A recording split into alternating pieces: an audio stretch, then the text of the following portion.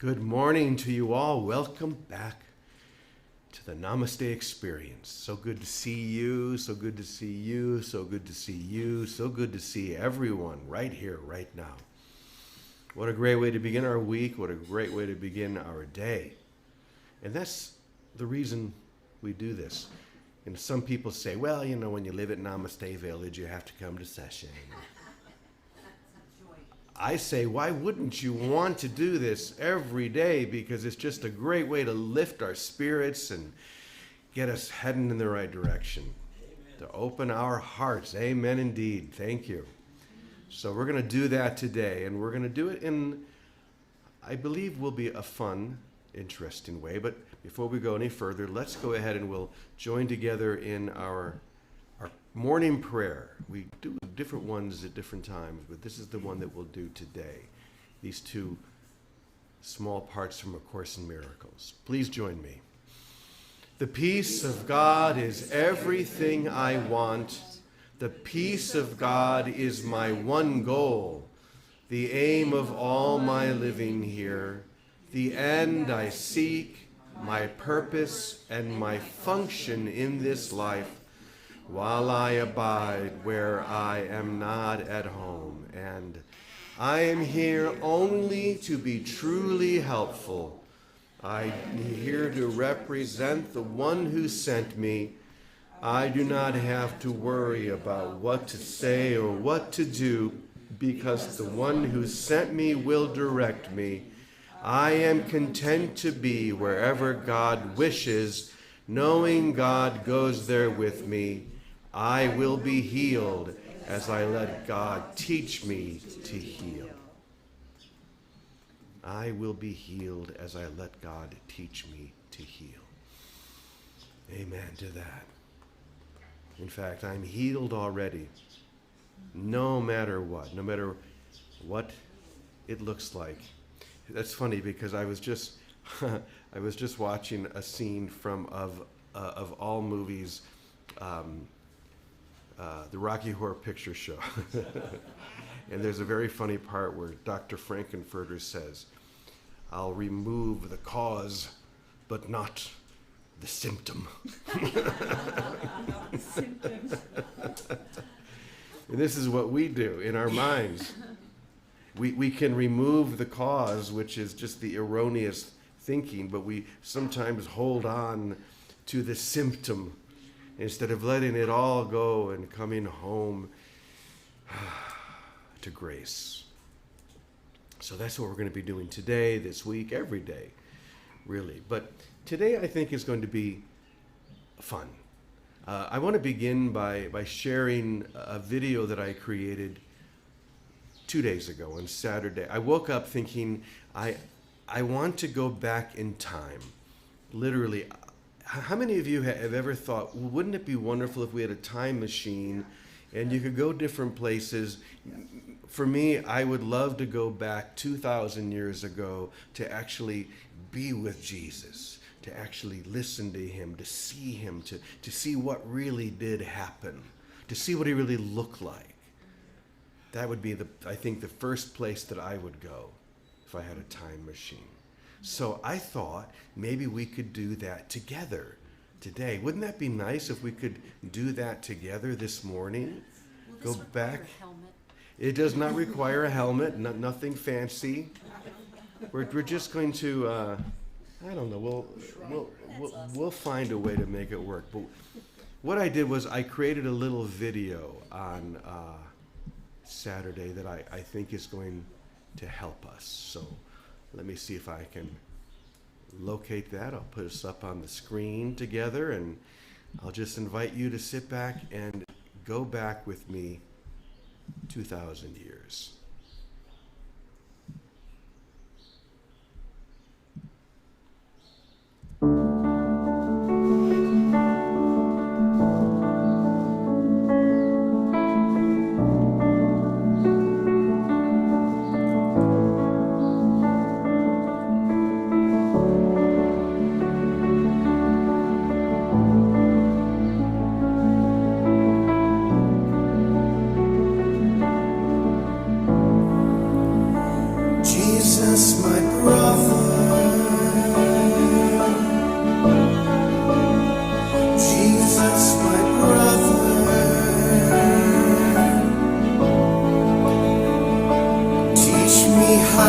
to love.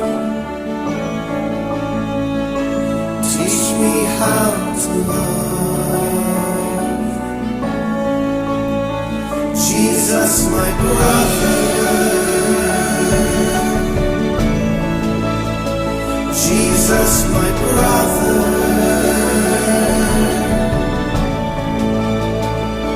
Teach me how to love. Teach me how to love.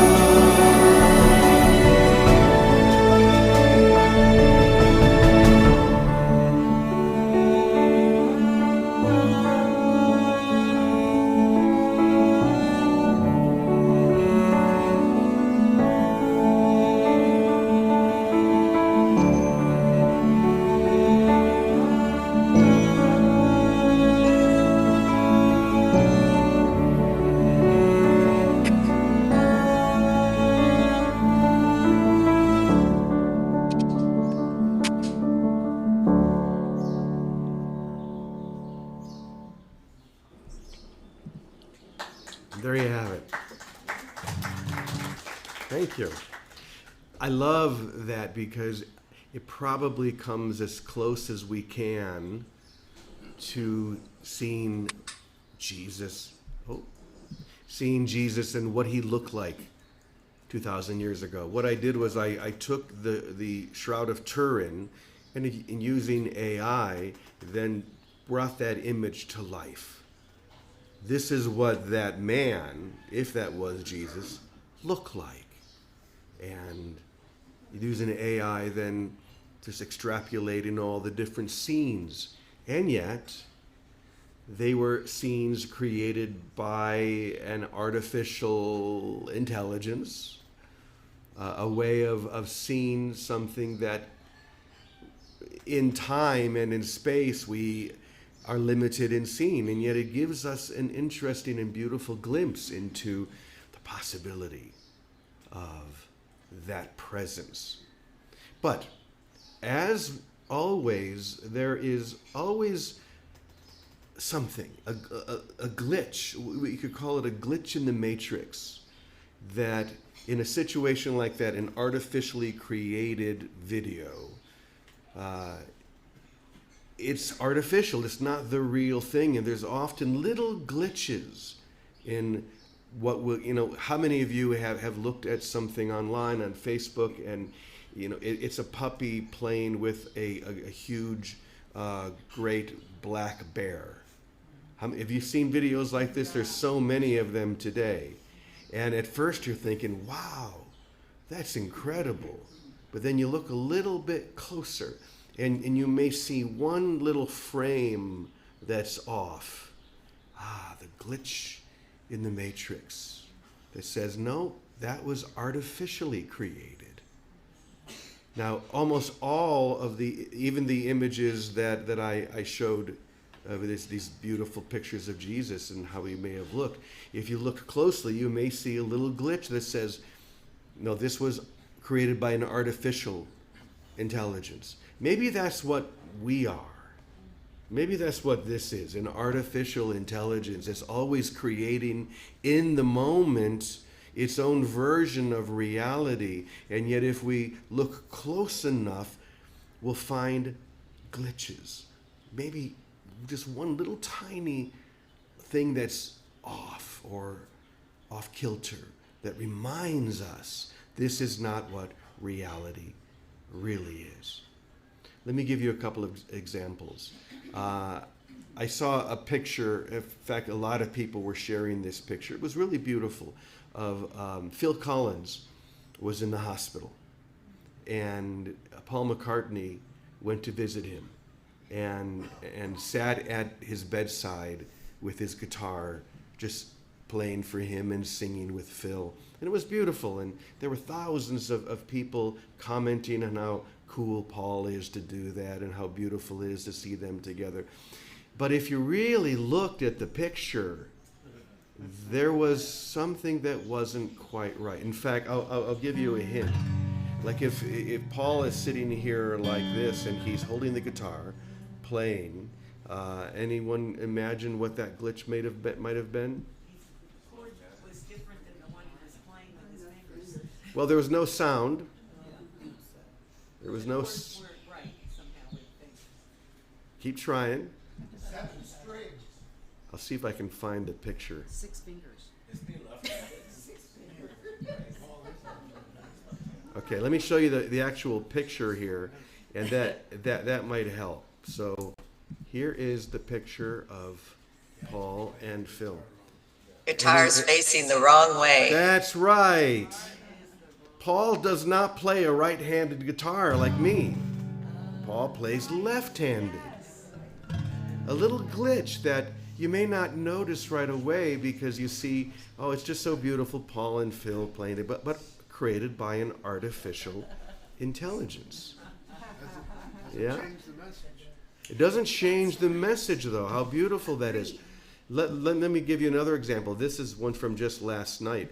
I saw a bunch, I saw this picture. Let me bring this up. And I thought, this is wonderful. So many, like hundreds, maybe even thousands of people were sending best wishes to Clint on his 100th birthday. Isn't that beautiful? And everyone was saying, happy birthday, Clint. We love you. You're such a great actor and director. So I immediately went and looked. Guess what? Clint's not 100 years old. He's 90. So, but doesn't take away the love that we can share with Clint. These are all little glitches, and they're so common today. And I think maybe one of the reasons why they're so common today in this social media world and using AI is because we're coming closer and closer and closer to being able to recognize what is and is not reality by noticing the little glitches. Paul McCartney's holding the guitar the wrong way, or this is not really Clint Eastwood's birthday.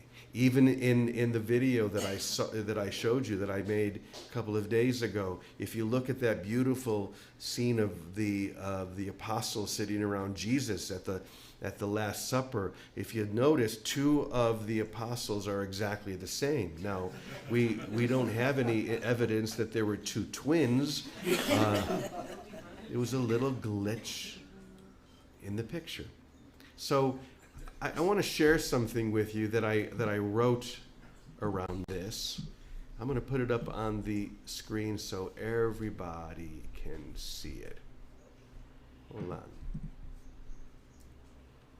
Oh, here we go. Enter full screen. So let me just share this. If you're willing to pay attention, really pay attention to the tiny details of the perceptual world that you enjoy, you will notice small and impossible discrepancies that evaded your attention, revealing the truth behind the ego's facade. The mind, which is so accustomed to its own storytelling, edits reality in real time, filling in gaps, smoothing rough edges, stitching a seamless narrative from fragments that never truly align. Maybe you can feel that, how you in your own mind stitch together these fragments into a reality that seems very real. But if you really pay attention, you'll notice these little things that remind you that beyond this world there is a world that I want.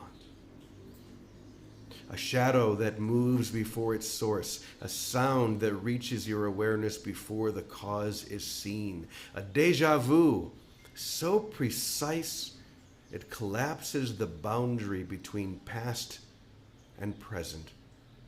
All are whispers from beyond the dream, gentle reminders that the stage set of perception is not what it seems. The ego demands consistency, but the universe, in its quiet mercy, keeps leaving cues that consistency itself is an illusion. I'm going to come back to that in just a moment, but I want to talk about consistency for a moment.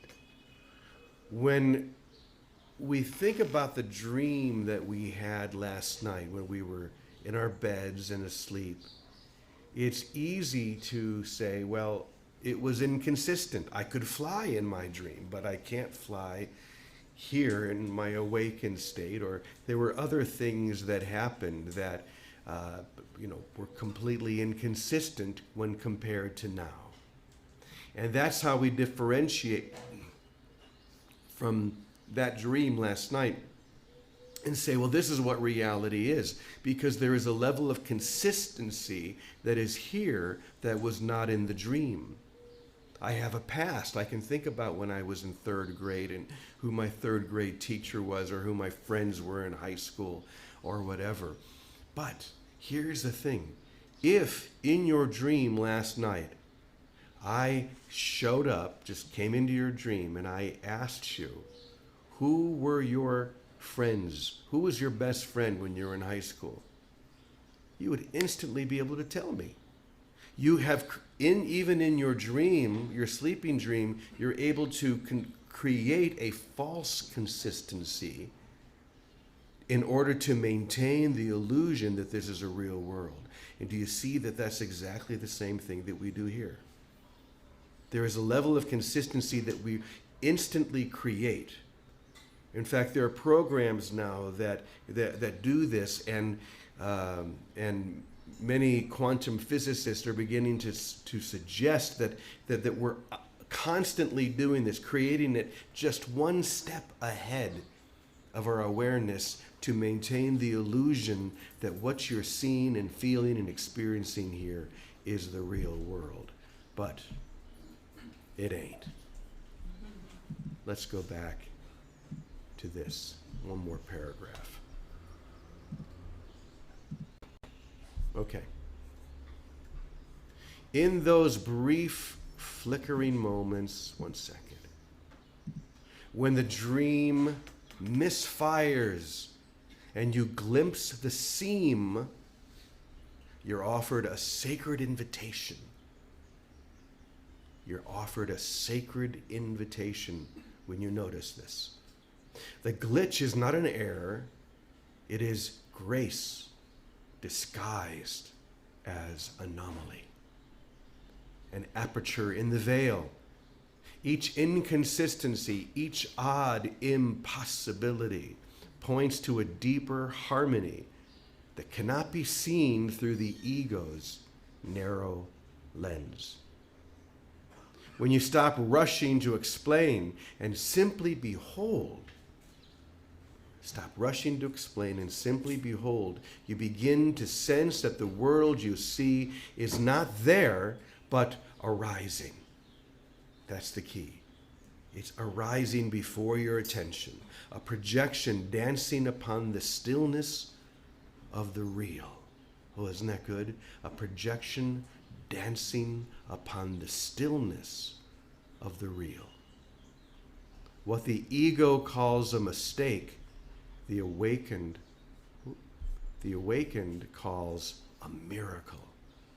The moment the dream forgets itself long enough for truth to shine through. I'm going to repeat these last words again. I want you to really hear them.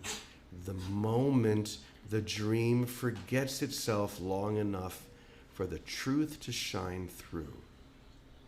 We could also say the holy instant, when the dream forgets itself long enough for the truth to shine through. Because that's exactly what the holy instant is. And the holy instant is happening every moment. We just have to let the veil drop for us to see. So watch for those glitches today. They'll be there. We just have to give them enough attention to notice, like, oop, that's a little tiny off, something that's off ever so slightly, but my attention caught it to remind me that beyond this world there is a whole nother reality that is real forever, true forever. inescapable. All I have to do is have that little willingness to see. So I'm going to go ahead and we'll start with Vicky this morning. Queen Victoria, what would you like to share with us today about Okay, the Brother glitch James. in the matrix? I just say bravo. Whoops, I got the echo. Good. Bravo on your piece on the holy instant, because that's really what the whole point of it was. So first I want to say, if you look on the screen, those of you that have a screen, you'll see that Maffer is standing in front of a beautifully inspired rendition of Jesus that a dear brother from Mexico drew. And Maffer, if you stand a little to the side of your screen, well, that's it. We can see the whole thing. And don't you love a happy Jesus? Talk about a glitch. No silver beard on this guy. He's smiling because he lives in the glitch, in the holy instant. And what's the glitch? It's love. It's love. It's just that simple. And I love the way you described look for it. Don't just look for it. Give. And it is in the simple things. You know, I'm always grassroots. So when you go to the supermarket and you check out, and all of us, many of us already do this, and you see that, bam, the screen of projection, that steady film of dislocated, not connected picture of what time and space can be, breaks up and the veil parts, and there's a moment of being when you just smile at the clerk, say hello, say I love you with your eyes. That's the glitch everywhere all day. We're the glitch. If the holy instant, and I love that line, what is it, dancing on the stillness of what is real? We're the dancers. Dance, dance, sing, joy, dance. The stillness isn't about noise. It's about a peace that passes understanding. And all of us are already in it. It's just the thoughts that actually it's the fear that we have projected time and space with. That's really all time and space is. It's a rejection of fear. And when we let that go and we open to present love and generously love the one in front of us with whatever's in our hands, the loaves and fishes will multiply, then the screen is parted and the opening of love is present to everyone. So I love you. I love what you did. Welcome, Reverend Penny. Here you go. The glitch. Wouldn't it be fun to get comfortable with that? The glitch. Because how many of them in a day do you have? I'm not telling you how many I have. So this was awesome, by the way. This is really cool. And as I think about that glitch, this is what came for me. When I'm up here doing this on my phone, I'm really not texting. I'm taking things in as I'm hearing them. What we teach in New Thought is this: give it attention with intention. With the intention of seeing that you are standing on the edge of the glitch, which is looking into your divinity, and it's over there, mine's over there going, hey, pick me, pick me. The attention set with the intention of seeing your divinity, the light of who you truly are. Think how powerful this illusion is. Look around. I think we've done a pretty good job. We believe this stuff. That's how powerful our minds are. Don't forget that power works also in recognizing that you're in the illusion, in seeing the glitch. The same power, you're already exercising it. You see it now in the illusion itself. I say, let's jump into the glitch. Let's run up to that edge and invite that divinity that is ever present, like Eric Butterworth said. God's substance everywhere, all the time at the same time. It is cool to live on this glitch, isn't it? I think we are the chosen ones because we're here doing it. So let's rest into that. That bump, that rough spot, that hard conversation. It's the edge inviting you into and through the glitch. Rest in that. Namaste. Did I do that? No, it was me.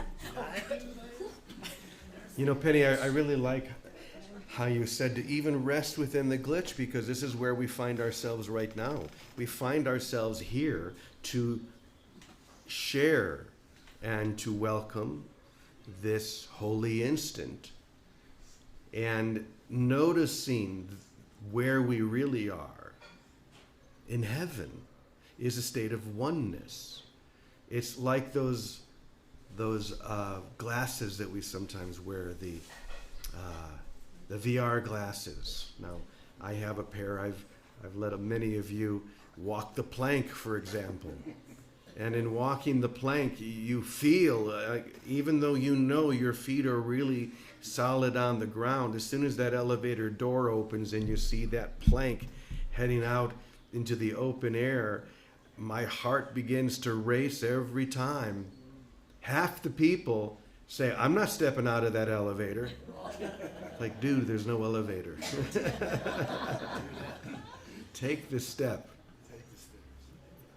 And maybe that's a little bit of what this is.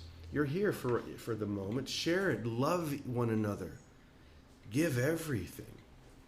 I think that's really the message that Jesus, our brother, taught us. So let's go ahead and we'll close with that chant again.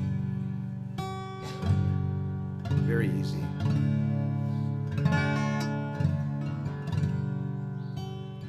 Jesus, my brother. Jesus, my brother. Teach me how to love. Teach me how to love.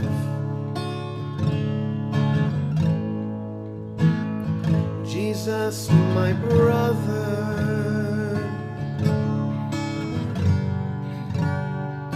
Jesus, my brother.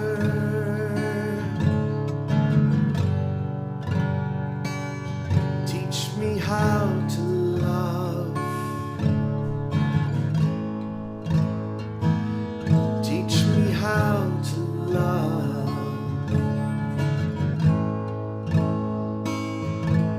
For love is all I need now. Love is all that I need. Love is all I need right now. Love is all I need. Jesus, my brother.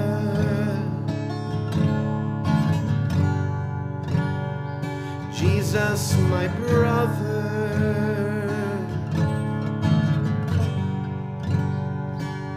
Teach me how to love. Teach me how to love. One more time. Jesus, my brother. Everyone stand for me. Jesus, my brother. Really reach out for that love now. Teach me how to love.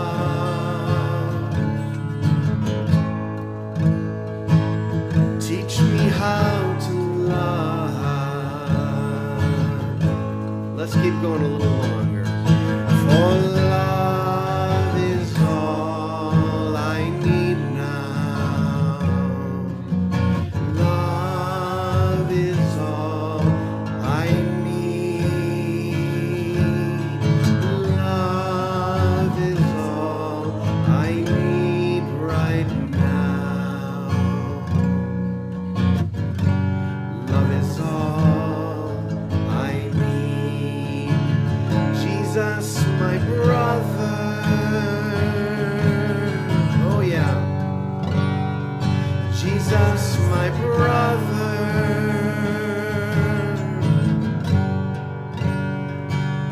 Teach me how to love. Teach me how to love. Once more, very quietly. Jesus, my brother.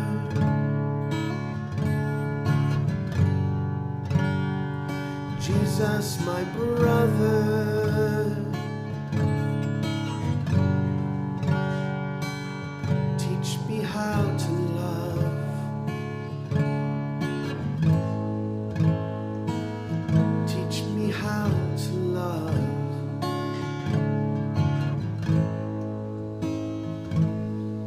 And to that we say, Amen, Amen, Amen, Ubuntu. Thank you, everyone. Have a blessed day. We're sending you so much love. Good to see you, Emma. Good to see all of you, Ma Fair, Elaine. Much love to you all. Namaste. Thank